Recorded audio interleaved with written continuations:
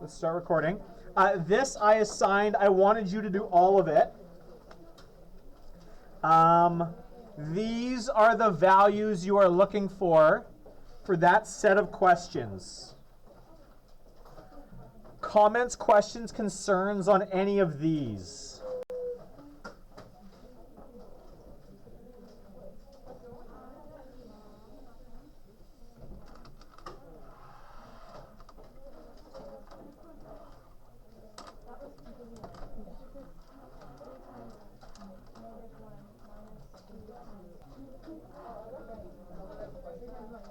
Yeah, I'm waiting for hands. I don't see any hands.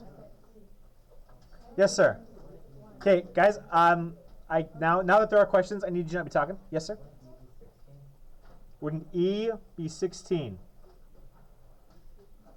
You have to do the -5 plus 11 first.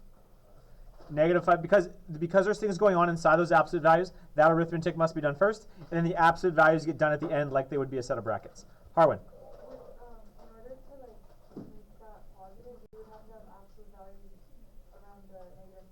Yes. Yes. It would have to be the absolute value of -5 plus 11 and then another set of absolute values. Yeah. Anything else from this page? One once. Oh. Can I explain H? Sure. So absolute values have to be done following bed mass. So, and the absolute value signs show up like a set of brackets. I put a question like H in there because I want you guys to start to look at how these things are grouped based on how the thing is formatted, because it matters. So what I have here, the way it's written, is that I have 3 times the absolute value of -1. These two absolute values are the ones that go together. Minus, because there's more space around that minus, it's minus 2 times the absolute value of -6. So then these two go together. So what I'm going to get here is I'm going to get the absolute value of -1, which is 1, and the absolute value of -6, which is 6. 3 times 1 is 3. 2 times 6 is 12. And then I'm going to subtract those two numbers. So I'm going to get 3 minus 12 is -9. That's how that gets broken down. Any other comments, questions, concerns from this page? Okay. The second, then I said, we flipped some pages and we said, okay, well that's, actually, whoops. We're going to skip. When I say skip, that doesn't mean don't ever look at this again. When I say skip on something, it means you don't have to do it now, but if you want more practice, you go back and do it later. So we skip this so you guys can go back and do it later, should you need extra practice. Then I said skip, which means you can go back later and do it for extra practice. If you ever go back and do these things, you're like, hey, Mr. Rudolph, I did this. Can I see if I got it right? I have answers to all of this. But if you want to see it, because you've gone and practiced it, you got to come talk to me about it. And then I said primes, which was interesting, and I like that because my wife thought I was being very mean to you. I told my students this. She's like, why would you do that? That's terrible. And then I told her that the first half of the lesson was all about prime numbers, and she said, so I guess it kind of makes sense. So you had to come up with the prime numbers between 1 and 85 to figure out which of these questions to do. So you should have done questions 2, 3, 5, 7, number 11, number 13, number 17, number 19, number 23, number 29, and the first question that one of your classmates has asked is question number 31. The anonymizer says, can I go through questions 31? And then a few more here. So let's do it. So -3 times -5 times -3 times the absolute value of 1. So this is just a chain of multiplication, and I've got my absolute value in there. So BEDMAS says brackets, exponents, division, multiplication, addition, subtraction. So I want to deal with my brackets first. That's also where I deal with any absolute values that may show up. So the absolute value of 1 is 1. So then this is going to become -3 times -5 times -3 times 1. Last I checked, that was -30. Is going to be the last, no, it's not, -45. It's the last step here. Because it's -3 times -3, which is 9, not 6. So it's 9, and then you times that by -5, and that's 45. That's 31. Does the anonymous person who asked about 31 want to reveal themselves and tell me if that's okay, or are we just, I'm hearing nothing, I'll just assume we're fine. Okay, so then the next prime is also one that the student asked. This is number 37. So I've got negative 5 plus the absolute value of negative 3 times negative 2 minus minus 5. So the first thing I'm going to have to do here is what? The absolute value. So I'm going to have negative 5 plus, and then the absolute value of negative 3 is? 3 times negative 2 minus negative 5. Okay, what's the next thing I got to do? The 3 times negative 2, the multiplication piece here. So it's going to become negative 5. 3 times negative 2 is?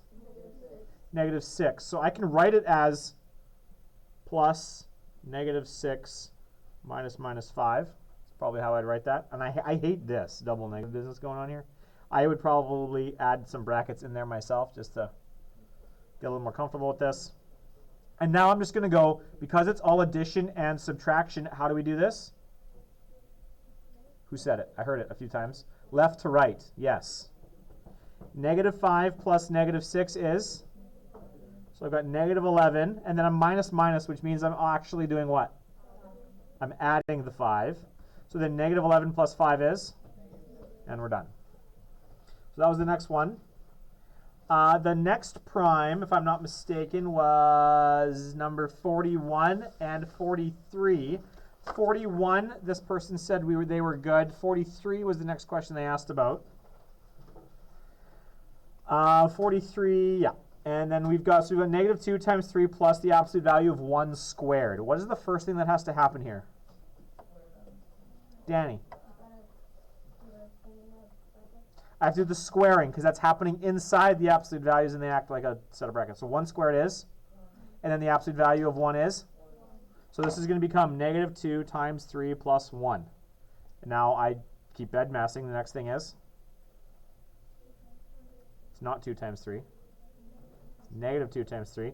It's going to give me negative 6 plus 1, giving me a final answer of negative 5. Then the next question I assigned was question number 47. This person did not need help with 47. The question after that was question number 49. Ooh, 49 was not prime. I did not assign 49. Because 49 is 7 times 7. But I can do it if this person still wants help. So the non-assigned question is the absolute value of 2, and then bracket, bracket, negative 3 cubed plus 2 minus 2 bracket. First thing I'm going to do here is what? Do the absolute value of 2, which is. Then the next thing I'm going to do is, I'm going to do this exponent here. What's negative 3 cubed? It's not 27. It's negative 27. Plus 2 minus 2. Next thing I'm going to do is the thing inside the brackets. Yeah, the negative 27 plus the 2 minus the 2, which is just going to give me negative 27. And 2 times negative 27 is negative 54. But I did not assign 49, so this person did a bonus question. The next question after 47 should have been 53. You betcha. Are there any questions? This person's the only one who emailed me, so then I'm assuming the rest of us are good. 53, 59, 61, 67, 71, 73, 79, and 83 was the last question I gave you. Danny. Can you walk us through 53? Okay, let's walk you through 53. 53 isn't actually even really an absolute value question because the only absolute value in there is the absolute value of 1, which is 1. Yeah. And multiplying by 1 doesn't actually change anything. So this question may as well not even, this part may as well not even be there. And then the rest is just bedmass. Can you follow bedmass properly? You can think about that numerator as having brackets around it because you got to deal with everything in the numerator before you do the division. So negative 18 plus 6 is negative 12. And then negative 3 minus 3 is negative 6. And then negative 12 over negative 6 is done. That was question 53. Cool with that, Danny? Oh, yeah. I just did minus 6 for some reason. I don't know what was the point in my head. So I got -6. But yes, that makes total sense. So then I've got 59, 61, 67. Any other questions on here? We did them, and then we checked them, and we're good. Just some practice with absolute values. Absolute values aren't hard. They're just different, perhaps, and a little new. Okay, here we go. Moving on then, if there are no further questions, to the number system.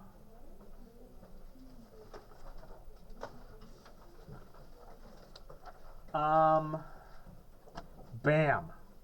Here we go. So, the number system. All numbers everywhere are broken up into the number system, and the number system breaks things up into different categories based on the characteristics of some of these values. The number system is broken up into, or the numbers that you're probably used to dealing with can be broken up into the following subcategories: natural numbers, whole numbers, integers, rational numbers, irrational numbers, and real numbers. Hands up if you've seen that list before. 2 of you. 3 of you? Cool. Carolyn, do you see this with Mr. What's-His-Face Hirschman before you came over here, or do you see it somewhere else? In Germany. Sorry? In Germany. In Germany. Cool. And you 2 ladies over there, where did you guys see it? Okay, you've seen it already? Okay. In Dubai. Oh, fancy. You guys learn international math. Love it. So, natural numbers. And lots of you are probably familiar with this. You just don't necessarily realize that you're familiar with it. The natural numbers, I'll start defining these things for you. The natural numbers are the numbers that we typically consider to be counting numbers.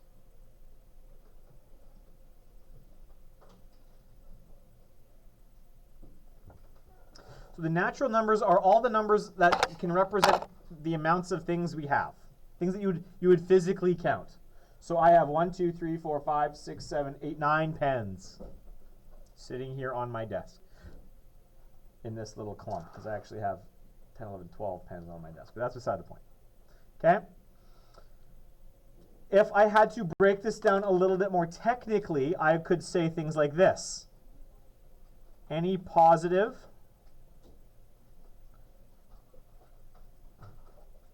number, no decimals, no fractions, no zero. Because you can't count nothing. 0 is not a counting number, because if there's nothing to count, there's nothing to count. The invention of 0 was actually a really big deal. Does anyone have a guess as to why 0 shows up? The concept of 0. Nika. But if it equals nothing, why would we write anything? But where would you need, where does it become really important to actually show that there is nothing? In money. So as humanity, as a species, as we became more advanced, and now we have an economy. You have 5 sheep and I want to buy those from you. Or now we don't, because we were counting the sheep before, but now there's a transaction involved. 0 showed up to signify that we're even. You wanted this much money from me, and I gave you this much money, so the amount of money that I owe you is 0. That's where 0 shows up. And does anyone know who invented 0? Sorry, as a people group. What people group invented 0? Sorry? No, say it again. No, what people group? What group of people? There is a racial group of people that invented 0. Was not the Mayans. Sorry? India. India invented 0. India gave our planet 0. Because some of the world's first economies came out of the subcontinent of India. Really quite cool. So as soon as we get 0, now all of a sudden we don't have the natural numbers, we have the whole numbers. So the whole numbers are the natural numbers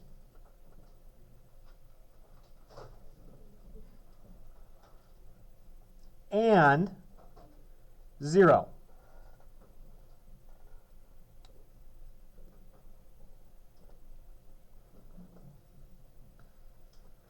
From the whole numbers in the world of finance, it becomes important to start talking about debts. I now owe you money that I haven't paid you yet. So conceptually, what kinds of values would be really good at describing money owed? Negative numbers. And so that's where we get the integers. The integers are the positive and negative whole numbers and 0. So these categories are just getting larger and larger as we add more things to them. Then we get the rational numbers. The rational numbers are, sorry? Okay, cool. So the rational numbers are the integers and this list. Integers plus the fractions, terminating decimals. This means decimals that end. 0.5 is a terminating decimal. And the repeating decimals.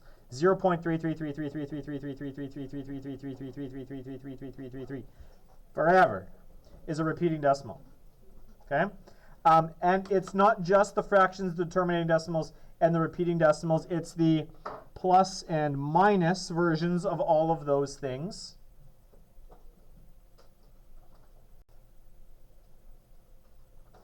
It also becomes important that the fractions are a particular kind of fraction. These are fractions with whole number numerator and denominator, meaning no decimals in the fractions.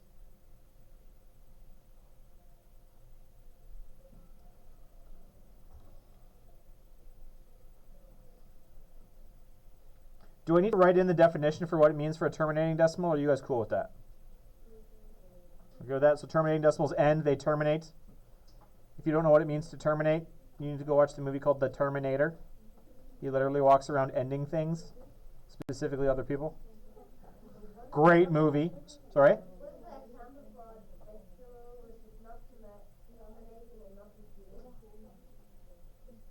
Pi. Pi is an infinite, non-repeating decimal. And that actually brings us to the next category of numbers. These are the irrational numbers are non-repeating, non-terminating decimals. So these are things like pi. Pi is a non-repeating, non-terminating decimal. Goes on forever. 3.1415926 is as far as I can go. I had a buddy in high school who could do the first 100 digits. You can do the first 100? In grade 7, I memorized 250. Nice. I never took it that far. There are some classic. Sorry? Why would you want to do that? Like, Just to say you could. I memorized the periodic table. That was my jam. This one. My buddy and I, like, all 118, we could do them in order. You could give us a number, and I could tell you which one it was. That was that was when I was 17 in grade 12. That's literally half my life ago. I can't do it anymore. I could probably give you a ballpark, but I couldn't. I'm not that good anymore. I could tell you, yeah, it was because we didn't pay attention in Chem 12, and so that's what we did instead. We just memorized the periodic table. Are you telling us about the attention to No, I'm just saying that I didn't, and so instead of pi, I just did that because it's things people do. So there's a couple really important, guys. There's a couple really important irrational numbers that you're going to get exposed to over the course of your life. Pi is one of them that you should have already seen. Pi it shows up in circle geometry, area, circumference of a circle. but it also shows up in really random spots where you don't expect pi to show up. Because pi is defined to be a ratio of the diameter of a circle to its circumference. But pi shows up in places where there are no circles involved, which is weird and awesome. Another pretty common irrational number that you're gonna run into in grade 12 is e. E. That's a question for the ages. E is an irrational number. If I'm not mistaken, it's 2.7 something.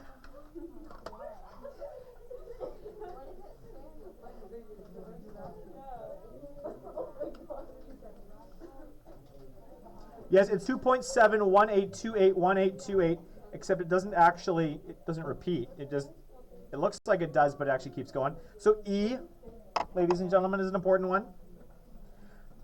If you are an artist, perhaps you've heard of this one.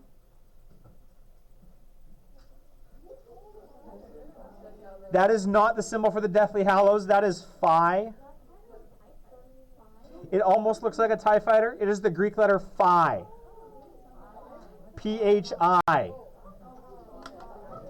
This number right here, for those of you who are interested in mathematics, has anyone seen phi? Okay. It's the golden ratio that often shows up in photography or art. Another really quite important irrational number is, I'll put it down here because it's part of this list of square roots of non-perfect squares. They're all irrational. But the square root of 2, that is a very important irrational number. If you go on in mathematics, you are going to learn how to prove that the square root of 2 is irrational. It's the first really easy proof that you will ever do. And it's the gateway drug to some of the worst proofs you've ever seen.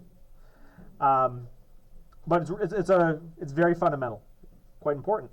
And then if we go beyond the irrational numbers, if we take into account everything that has come previously, including things that are not necessarily rational or irrational, or if we take the irrationals and the rationals together, we get a category of numbers called the real numbers.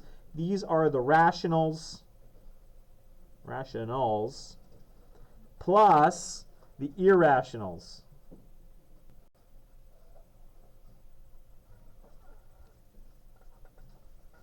And if you were a regular Math 9 class, I would tell you this is it. But you're not. You're a pre-diploma. So, we're going to talk about something else here. Before we do that, though, there are symbols to represent each one of these categories of numbers, which you are going to learn to use for things like proofs, because we don't like to write the irrational numbers. That's a big set of words. It's 2 words, but they're longish. And mathematicians are inherently lazy. So mathematicians, I'm not involved in this, neither were you, but mathematicians have developed a system of shorthand to represent these different classifications of numbers. So that's what's going to go on in these brackets right here. Does anyone want to take a guess at what the symbol for the natural numbers could be? Is it a symbol or a letter? Letters are symbols. But not all symbols are letters. N. You'd think N would make sense. You're almost right, but you're not quite right. I'm going to zoom in real far so you can actually see what I'm writing here. Yes? Isn't it something like greater than 1 or... No. You're close, but no. So the symbol for the natural numbers is this. Okay, look at what I'm writing. Look at what I'm writing before you actually copy me, because I need to complete it. So it looks like this.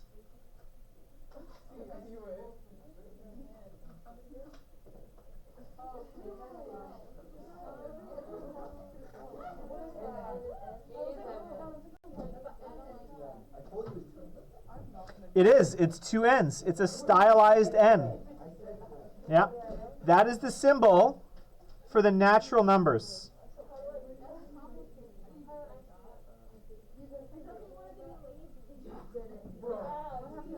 Okay, so they're going to be lazy. Here's how they would do it. If I'm going to speed this up, here's how I'd write it. That's how they'd do it. Like an N with an extra slash here. They're not actually technically connected on the top. That's how That's how you just slap it down. That represents the natural numbers. The whole numbers. If you had to come up with a symbol for the whole numbers, what do you think it could be? And that would make sense. And it's a W.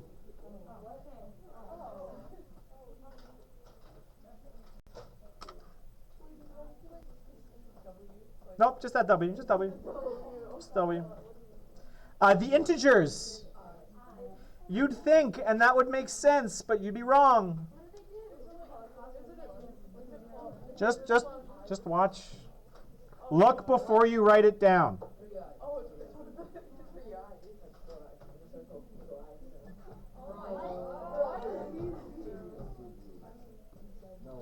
Because the integers, I don't know. I'm just making that up. The integers are, it's the same symbol as this, except it's on its side. Or it's a Z, you know, it's the same kind of idea. The integers are the group called Z. Because, you know, why not? Same way I drew it before, yeah. Like that. It's the same. The irrational numbers have a symbol. Anyone want to guess what the rational numbers would be? You'd think it would be R. And yet, you would be wrong. The rational numbers are Q. But it's not entirely, it's not just Q. It looks like, I'll draw it bigger over on the side. It looks like this.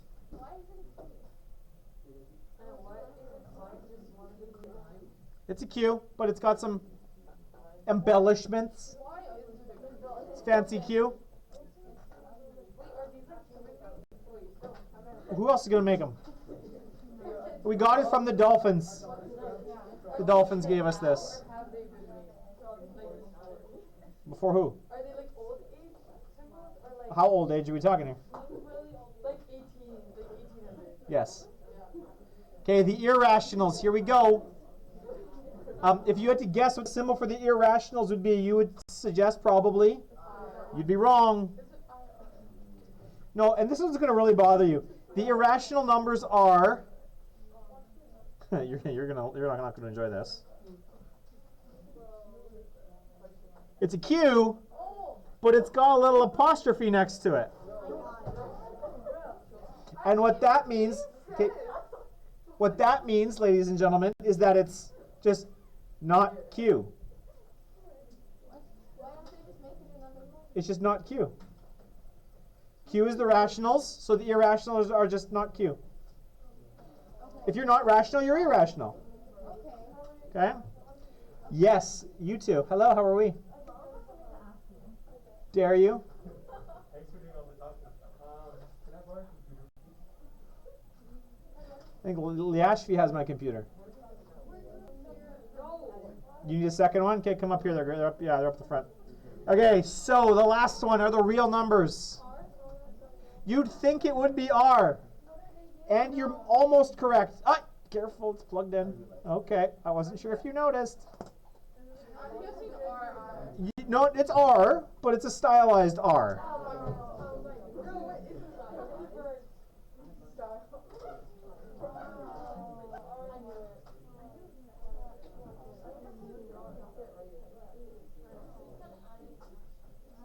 You just add in another bar to the left. Okay, gentlemen at the back on the phone, we are doing this, yeah? Okay. Okay. So those are the real numbers. It is always my favorite. This one and the integers. I like drawing both of those. I hate the Q's. This, you'd think this is where the numbers end, right? Why would you say no? Oh, because I suggested. Okay, so there are more numbers than this. If you aren't real, you are.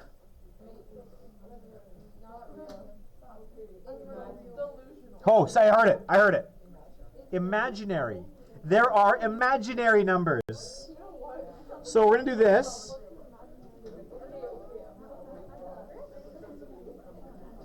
Because you're pre-diploma, we're going to add them in here, and I want you to be careful because we're going to actually shove two things in that little space. We have imaginary numbers. It is just like your imaginary friend. Okay, so the imaginary numbers, ladies and gentlemen, does anyone know where they, hands up if you've ever heard of the imaginary numbers before? You've heard of them, okay? Okay, so the interesting thing about imaginary numbers is that you can do real math with imaginary numbers and get real answers. No, it doesn't mean what you think it means. Imaginary numbers have no physical representation in the world. Like, you can't represent them physically. And you can do, when I say real answers, I literally mean like real number answers. You can do real math with imaginary numbers and get a real value out. And this is the basis for the imaginary numbers. How many of you were ever told at some point in the past when you were doing square roots that you cannot take the square root of a negative number? You never did square roots. You were supposed to. It's part of the curriculum. So grab your calculator. Everyone grab a calculator.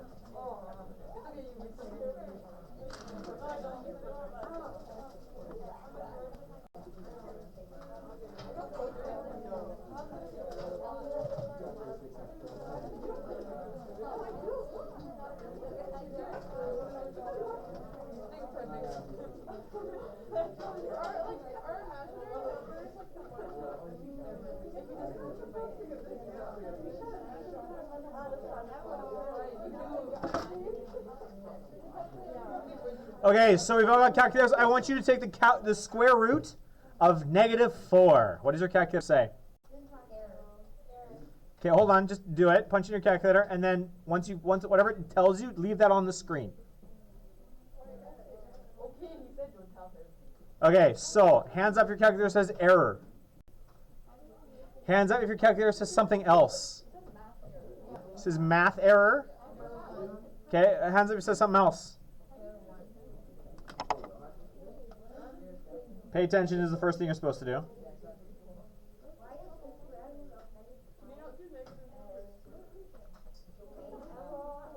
Oh, whoa. Sorry, say that again. For the square root of -4. There it is. Okay, so we got something new. On my calculator, I got math error. Domain error. That's a new one. I like it. Okay, so here's where the square root of negative numbers actually shows up as a mathematical construct.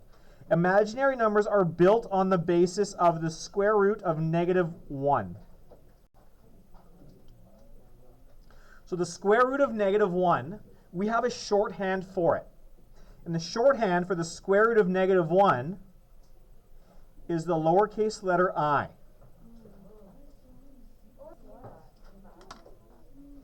And I'll give you an example of what this, I'll show you what this looks like. So if I had the square root of -4, we've done roots before, a little bit, where we split them up, right? So the square root of -4, I could rewrite that as the square root of -1 times the square root of 4. Yeah? Right? Are we cool with what I've done here? Okay, sorry, I'll intermediate step. This is what I should have written first. The square root of -4 is the same as the square root of -1 times 4. You cool with this? And then I split it up like this. Just like when you're doing a fraction, you take the square root of the numerator over the square root of the denominator. When I'm multiplying, I can take the square root of the first number times the square root of the second number.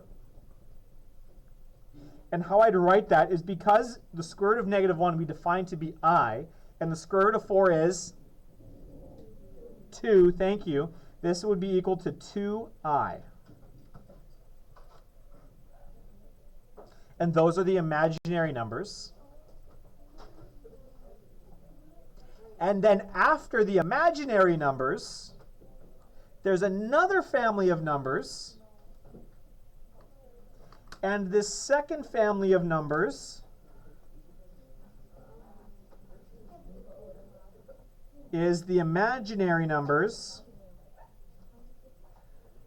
Careful how you're writing this thing, because write it how I'm writing it. The imaginary numbers plus the reals. The imaginary plus the reals. So this classification of numbers takes everything from the real section and everything from the imaginary section and puts them together into one grouping of numbers. Something like, an example of this would be something like this. I know you always write, and I wrote this backwards, it's always the real number first plus the imaginary piece. So something like 2 plus 2i. It has a real piece and it has an imaginary piece. And we have a name for this category of numbers. This category of numbers is, you can think, as far as numbers go, this is the most complicated version of the numbers, because I've got the reals and I've got the imaginaries and I slap them together. And so because of that, we call this family of numbers the complex numbers.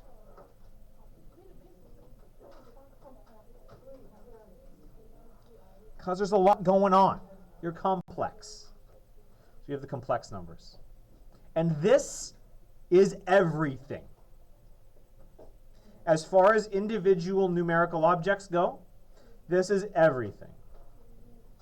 Yes, Harwin. It would be 2 plus 2 times square root of negative 1. I is the square root of negative 1.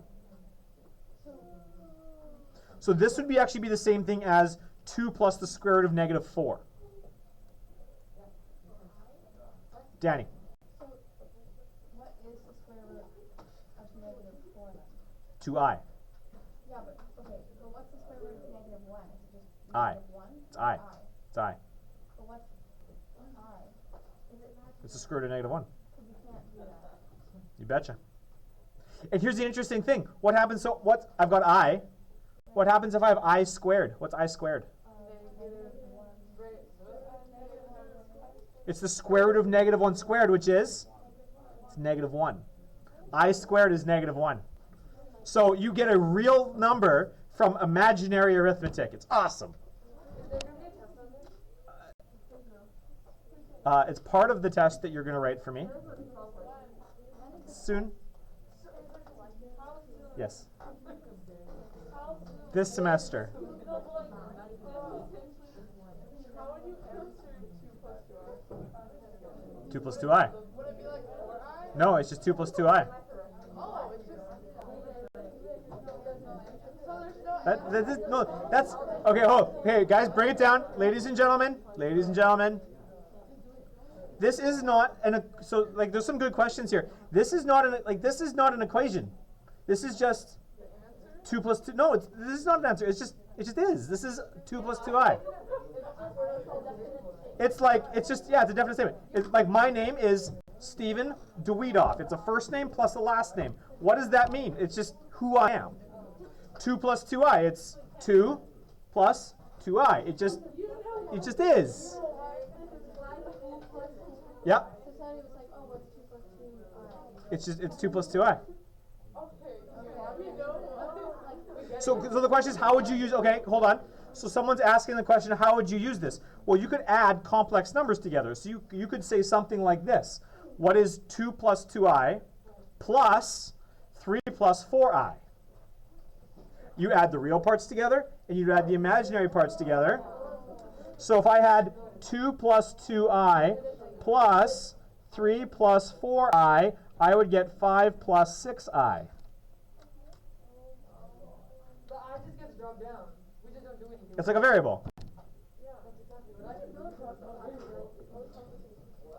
You don't. It doesn't get dropped down. It gets treated like a variable. It gets grouped appropriately. Yeah. We just don't have to make it a number. Like, you know how in best math, when you see a variable, you have to find a number for it? You don't have to do that. Technically. No, it's because it's I. But when you start doing math with it, when you start doing algebra, like more advanced algebra, that you might have to. Like if I squared this, what's 5 plus 6i squared? Well, it's 5 plus 6i times 5 plus 6i, and you have to multiply all those pieces together.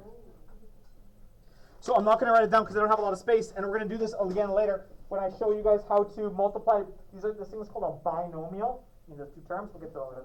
If I had 5 plus 6i, okay, here's how you'd have to do this. I had 5 plus 6i, and I want to square this thing. Squaring something means I do what?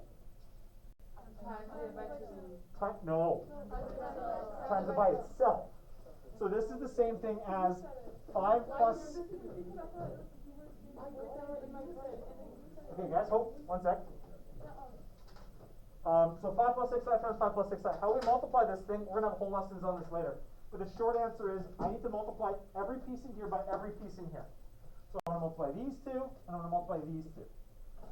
So 5 times 5 is 25. 5 times 6i is 30i. 5 times 6 is 30. And then the I just hangs on. 6 times 5 is, that's going to be another 30i. And then I'm going to get plus 6i times 6i is 36i squared. Because I times I is I squared. So now we start grouping things. I'm going to get 25 plus 60i, and now I need this. Well, what is the square root? Sorry, what is I squared? I squared is the square root of -1 squared. That cancels out, so I squared is -1. So this is going to become, this is 25, these two are 60i plus -36. Because I squared is -1. And so now I've got 36 times -1 is -36. So now I'm going to get -11 plus 60i. So 5 plus 6i all squared is -11 plus 60i. Not even remotely what you'd expect if you've never seen stuff like this before. And then, ladies and gentlemen, this introduces to us a whole nother field of mathematical techniques that I'm not going to show you, but that exists in a class called complex. Actually, there's a few of them. The one class I took was just called complex numbers. And you learn all about the arithmetic of complex numbers. Then there's complex analysis, which is like being eaten by fire ants. It's just a horrible experience for days and days and days. The complex numbers have huge applications in electrical engineering. So if any of you are sitting here like, oh yeah, electrical engineering, this shows up in electrical engineering. It also shows up in, where else did I see it? It showed up in my quantum mechanics course. It showed up in, basically it's advanced physics, math, and engineering is where these concepts show up. So I want to skip the rational versus the irrational. We're going to go down to the bottom here, and we're going to create a diagram that groups all these things together. So what I want you to do is this. I want you to make one big box.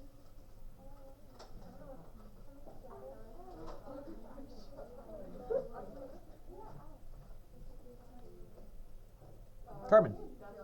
Sorry? Tomorrow's the drill.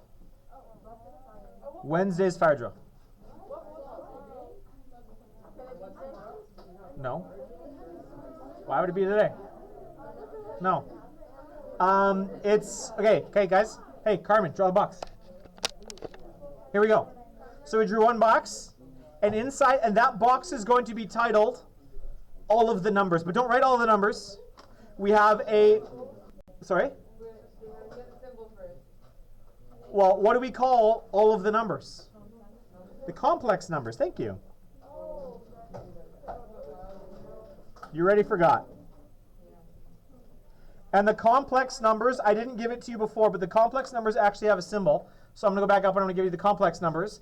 The complex numbers you think should have what symbol? And you're almost right. It's C with an extra line. So I'm going to toss that in here. So these are the complex numbers. Like that. It's almost like the cent sign, but it's a little different. And then inside the complex numbers, we're going to draw a skinnier box on this side and a much larger box on this side.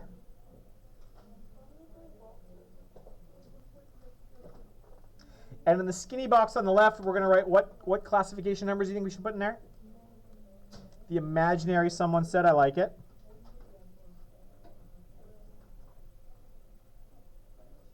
And there's nothing else inside that box. It's just the imaginary numbers based on I, which equals the square root of -1.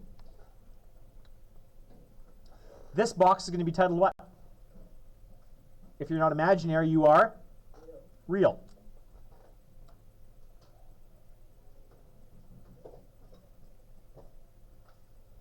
And the symbol for that is this. Inside the reals, we're going to draw two more boxes. The skinnier one on the left,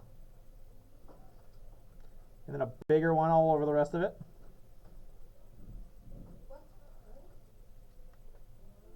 The skinny one on the left is going to be, it's the irrationals because there's no subgrouping of irrationals. So they get a smaller box.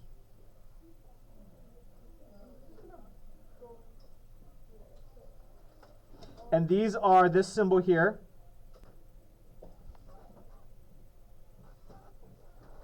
Q with a little apostrophe. This box right here is called it's the rationals. If you're not irrational, you are rational. And the symbol for the rationals was Q. The rationals just have one box inside them.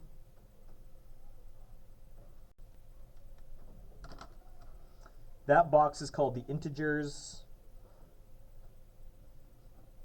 And that's the symbol Z. But it's a weird Z. Inside the integers, we got another box. This is like those Russian dolls or Emperor's New Groove. I'm going to put them in a box. I'm going to put that box in a bigger box. I'm going to take that box. I'm going to mail that box to myself. Smash it with a hammer. One of my favorite scenes of any Disney movie. Actually, it's not Disney. It's DreamWorks, but that's okay. So I got the integers. Inside the integers, we have the whole numbers, which is W. It doesn't say whales. That says wholes. And then inside that, we got one more box. I should have drawn my integer box bigger, but you know what? We can do it. And these are the naturals. I don't know. You tell me. Did I give you any other ones? No. Honestly, at this point, I don't even know how many. Well, it's just the list from the top of the page.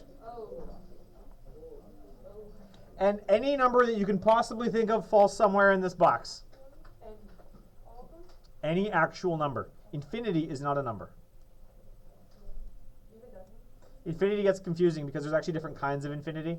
There are infinitely many numbers inside each one of these boxes.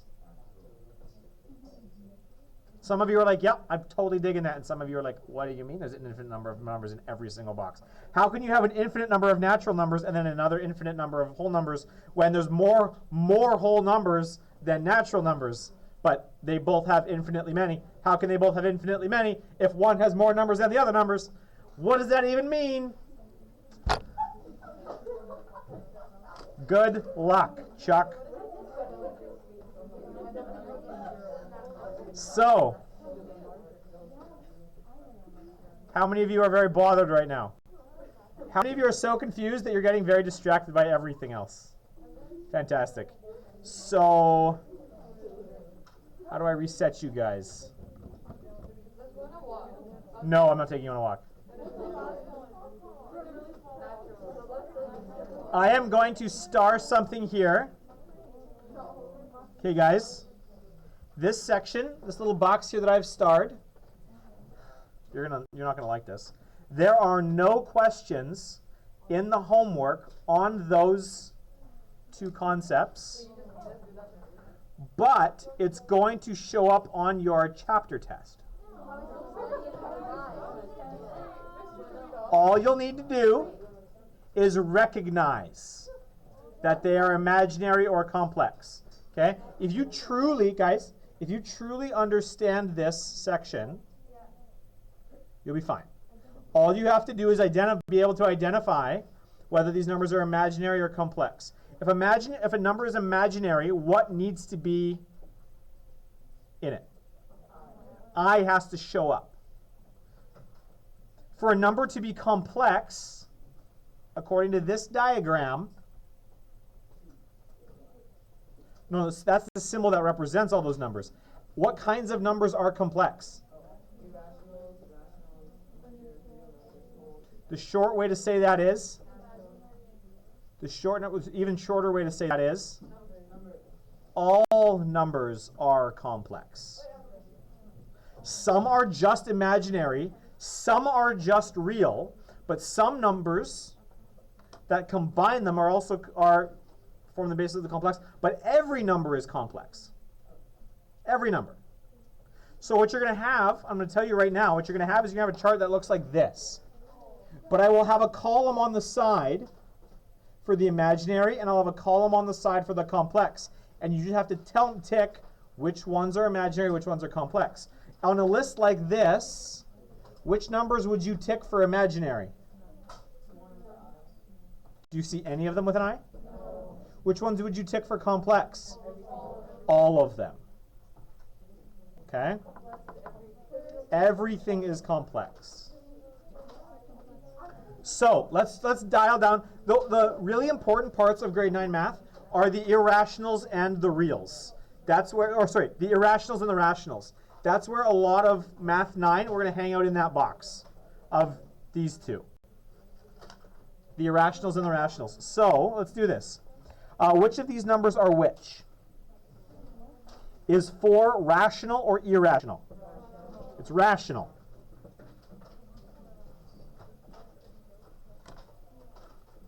The square root of 17. Why is it irrational? It's a square root of a non-perfect square. Good. 3.98. It's rational. Oh, whoops. 3.98, not 39.8. Negative 1.5 repeating.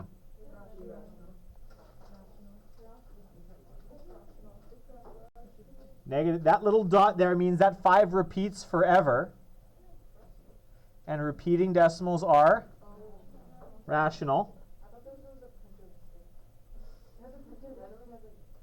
That's a valid concern, but that's where you have to ask the question.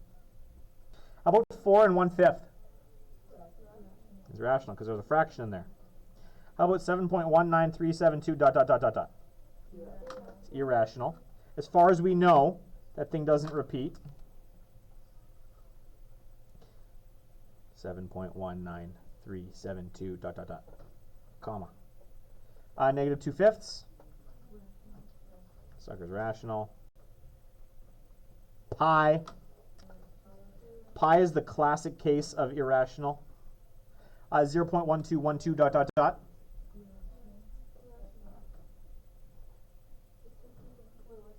It's repeating. So it means it's rational.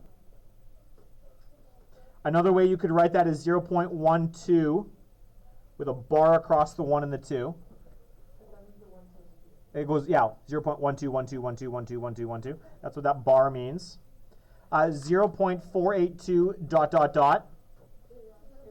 Irrational. 5/3.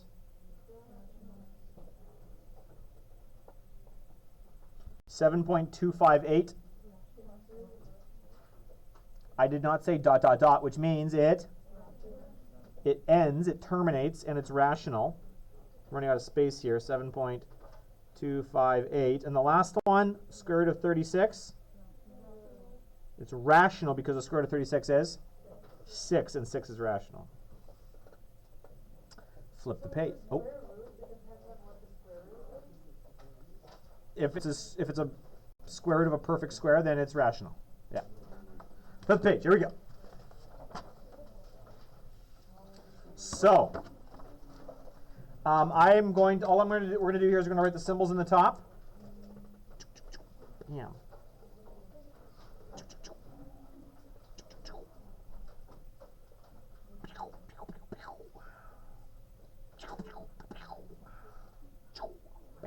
Bam, bam. Wow.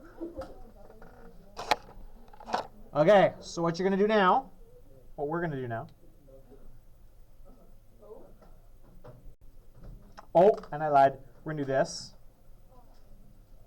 Draw me a bar off the side. We're going to go straight down here. Actually, we're going to do 2. Ha! So let's go right to the edge of the page. We'll zoom this out so you can see what I mean. I added that on the side. Just do it. Yes, for the complex and the imaginary. Thank you.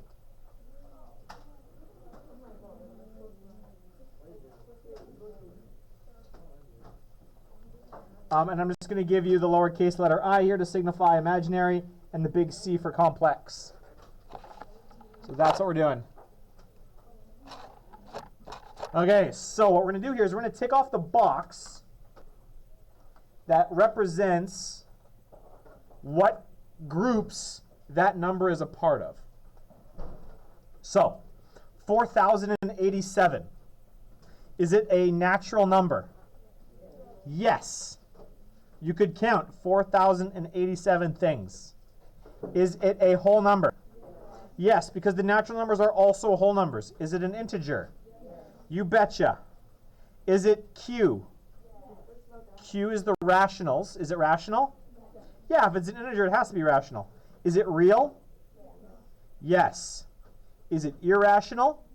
No. Is it imaginary? No. Is it complex? You betcha. How about negative 121?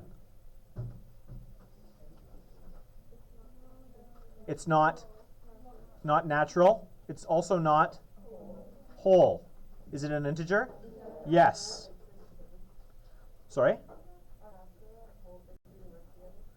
The wholes are the natural numbers and 0. So the natural numbers are 1, 2, 3, 4, 5, 6, 7, blah. The wholes are 0, 1, 2, 3, 4, 5, 6, 7, 8, blah. So if it's an integer, that means it's also rational, it's also real, it's not irrational, it's not imaginary. Is it complex? Yes. A half.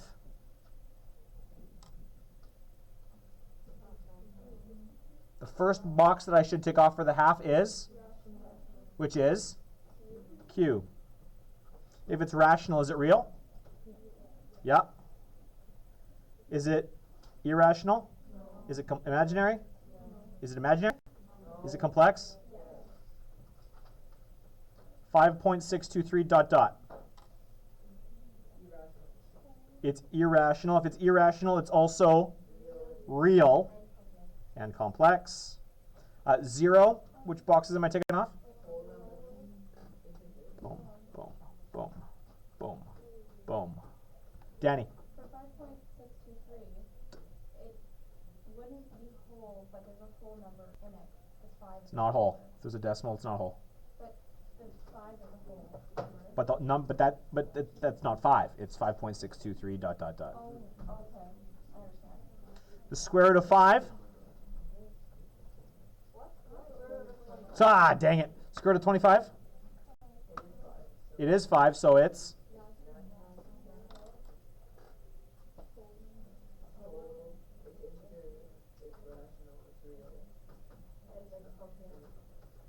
okay. 0.5 repeating.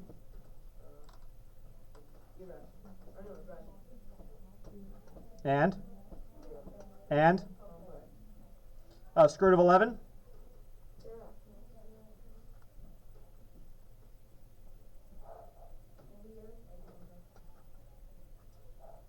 Negative 60.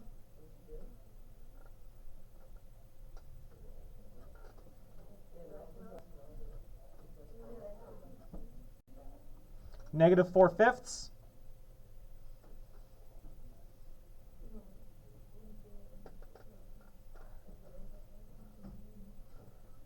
Someone said rational. If you're rational, you're also real. And 12,000.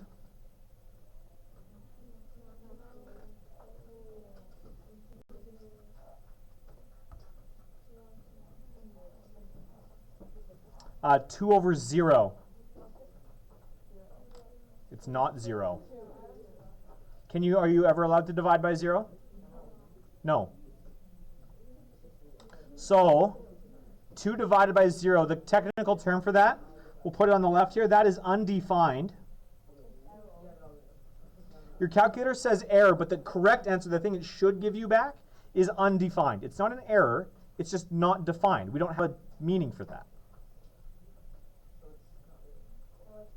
So it's nothing. It's undefined. It does not fit into any of those boxes. 2 divided by 0 is not defined on any, not at all, ever. It's not like you're going to find out later in your life that, oh, by the way, Deweytoff was lying to me about this. It's actually defined this way. That will never happen with this. It is undefined forever, for everyone, everywhere. No, because it just doesn't, no. It doesn't make sense. Because if you think about what division is breaking things up into groups. How many groups of nothing can I break 2 into? Like, even thinking about it that way doesn't make any sense. The square root of 4 over 9.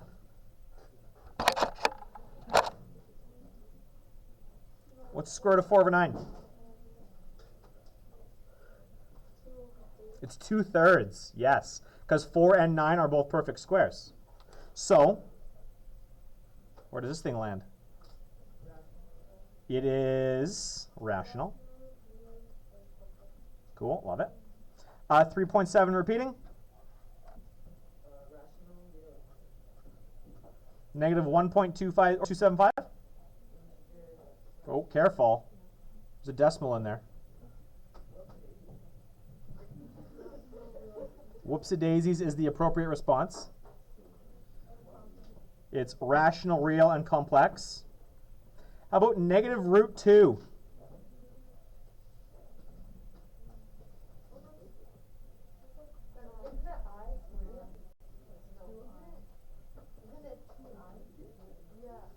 It's root 2i. It's imaginary. It's the only one on this list that is. It's imaginary and it's complex. Because the square root of 2, there is no, like, if it was the square root of 4, sorry, square root of negative 4, it would be, because the square root of 4 is 2, it would be 2i. But the square root of negative 2 would be the square root of 2 times the square root of negative 1. Negative 1 is I, and square root of 2 isn't a perfect square. So this would just be negative, I can write it on the side here if you like. This would just be root 2i.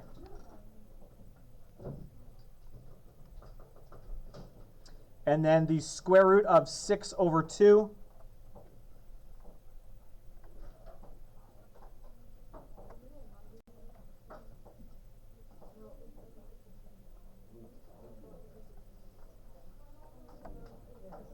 The square root of 6 over 2 is irrational. If you're irrational, you are also real. And then I'm going to add 1 to the bottom here just to give you an example to hang on to.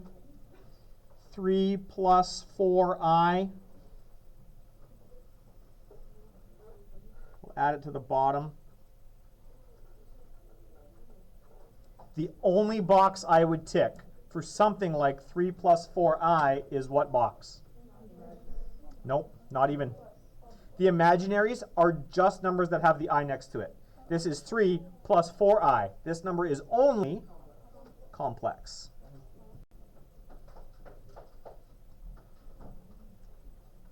Welcome to Crazy Town.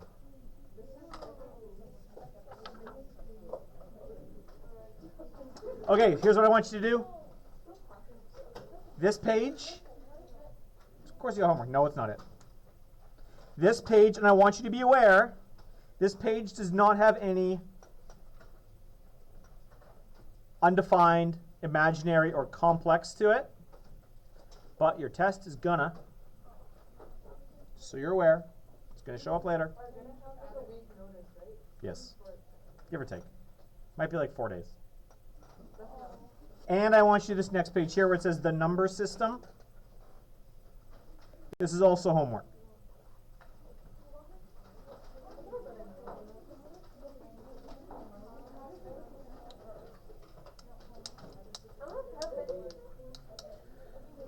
You've got about 11 minutes left. I want you to start. You can actually get most of this done in the next 10 minutes. May the force be with y'all.